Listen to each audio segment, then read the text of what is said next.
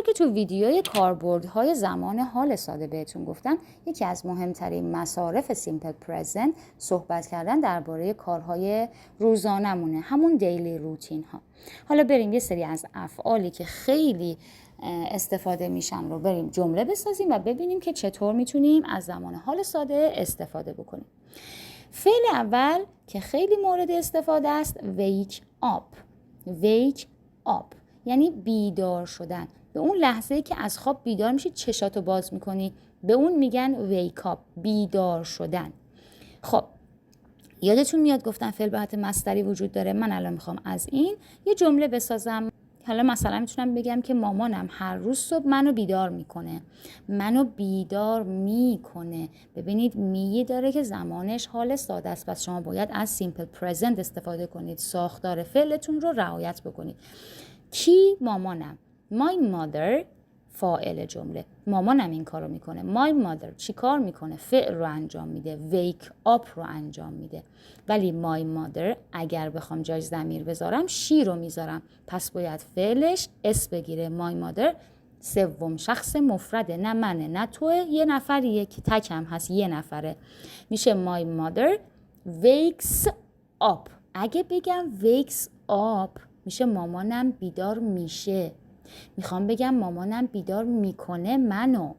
پس بین ویک و آب یه فاصله میندازم، مفعول جمله رو میارم. میگم my mother wakes me up. منو بیدار میکنه. wakes me up every morning. هر روز صبح مامانم منو بیدار میکنه. اگه میگفتم my mother wakes up میشد مامانم بیدار میشه. حالا که گفتم my mother wakes me up میشه مامانم منو بیدار میکنه. دوم get up. get up. get up یعنی بلند شدن. یعنی دیگه از جات بلند میشی، دیگه از تختت میای بیرون، از رخت خوابت میای بیرون. این get up یعنی قبل شما یه wake up رو زدی، حالا الان نوبت get up کردنته. پس get up کردن یعنی بلند شدن. مثلا میخوام بگم که معمولاً 7 صبح من بلند میشم، یعنی از خواب بلند میشم، نه بیدار میشم و بلند میشم. میگم I usually get up at 7. چرا گفتم usually؟ چون میخوام بگم معمولاً.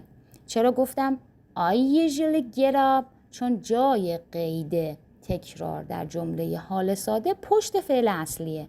میگم I usually get up. من معمولاً بلند میشم. نگران قیدها نباشید که یک ویدیو کامل براتون از قیدها گرفتم. میگم I usually get up at 7. at 7 یعنی ساعت 7. I usually get up. بلند میشم. باهاش زمان حال ساده ساختم. کلمه سوم make bed یعنی مرتب کردن تخت یا حالا مرتب کردن رخت خواب.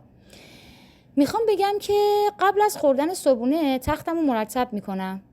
قبل از خوردن صبحونه تختمو مرتب میکنم. مرتب میکنم. می که زمان حال داره. کی؟ من. میشه I make the bed. من مرتب میکنم تختمو.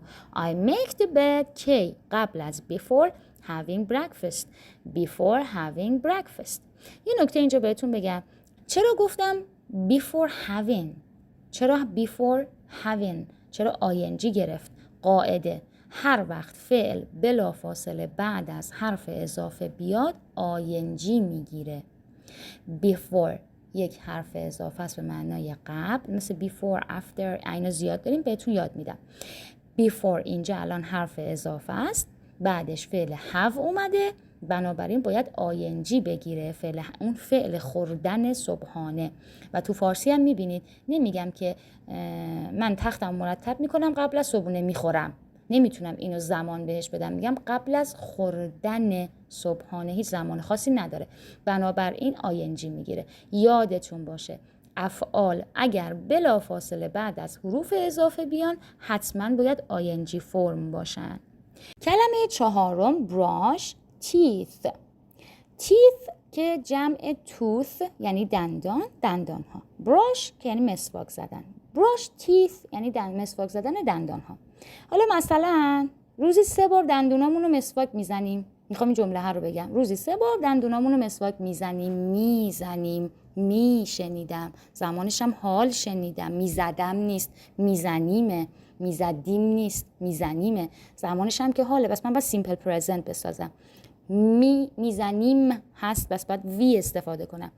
با وی شروع میکنم، میگم وی براش، فعلمو میارم. وی براش دندونامونو، پس our teeth.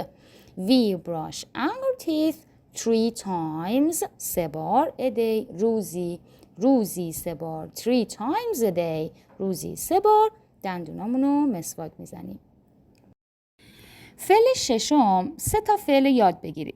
اولیش do my hair، یعنی چی؟ یعنی درست کردن موهام. درست کردن، مثلا میگم صبح از خواب بلند میشم، لباسامو عوض میکنم، بعد اول موهامو درست میکنم، بعد صبحونه میخورم، موهامو درست میکنم. این میشه do my hair. ولی یه وقت میگم که موهامو شونه میکنم، اگه شونه کردن میشه comb my hair.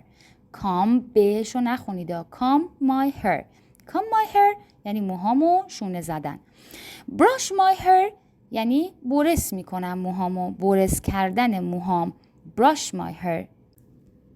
مثلا برای مثال میگم که اون هر روز صبح موهاشو درست میکنه. درست میکنه. حواسم باشه simple present. کی؟ اون. حالا ما اون رو دختر در نظر میگیریم، میگیم she. فعلمون دوه، باید es بگیره ها. فعل اصلی اینجا این دوه، باید اس سوم شخص بگیره. یادتون میاد بهتون گفتم افعالی که به او ختم میشن es میگیرن، به خاطر همین دو میشه does. میشه she does her hair، موهاشو. اون هره اول ش، اون یکی هر میشه موهاش. She does her hair every morning. هر روز صبح موهاشو درست میکنه. فعل هفتم put on makeup or do someone makeup. put on makeup یعنی آرایش. ما آرایش میکنیم، اونا آرایش رو put on میکنن. put on خودش یعنی پوشیدن، تکی. ولی put on makeup یعنی آرایش کردن. do someone's makeup یعنی این میتونید با دو هم بگید، اون میکاپ رو با دو هم میتونید بگید. الان براتون مثال میزنم. حتی میتونید بگیم wear makeup، یعنی دقیقا خود کلمه پوشیدن، مثل put on wear makeup. حالا جمله هاشو ببینید براتون جا میفته. برای مثلا میخوام بگم که من اصلا آرایش نمی کنم. نمی نه داره، منفی جمله می داره. می که زمانش حال ساده است، پس میشه simple present به حالت منفیش. کی؟ من. میشه I don't، منفی یادم نره. I don't put on makeup at all. من اصلا آرایش نمی کنم. I don't put on makeup at all یعنی اصلا. مثلا بگیم She doesn't usually wear much makeup. ببین الان به جای put on از wear استفاده کردم، فاعلم هم کردم she doesn't. فقط میخوام بدونید usually کجا میاد. ببینید usually میاد پشت فعل اصلی، کاری ندارم. don't هست، doesn't هست، هر چی که هست.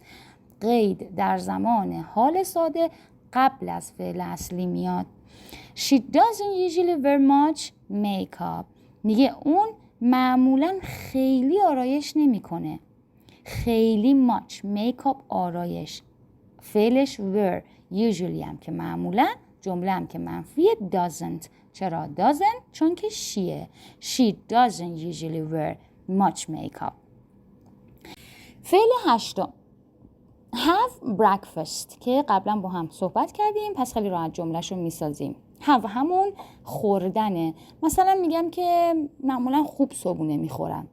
I usually have a big breakfast. بچه‌ها صبحونه خوب و صبحونه حسابی که ما میگیم، این حسابیه میشه big بزرگ. big breakfast یعنی صبحونه حسابی. میگه I usually have من معمولا میخورم a big breakfast یعنی یه صبحونه حسابی. فعل نهم leave the house یعنی خونه رو ترک کردن، از خونه رفتن بیرون.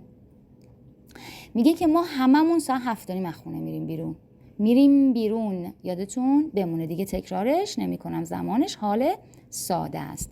We all live at 7:30. We all live. ما هممون. We all. ما همه. Leave میکنیم. ترک میکنیم. زمانش حال ساده است.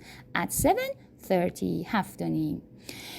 میتونیم حالا the house رو بگیم، میتونیم نگیم. میتونیم بگیم we all leave the house at 7:30. میتونیم بگیم we all live at 7:30.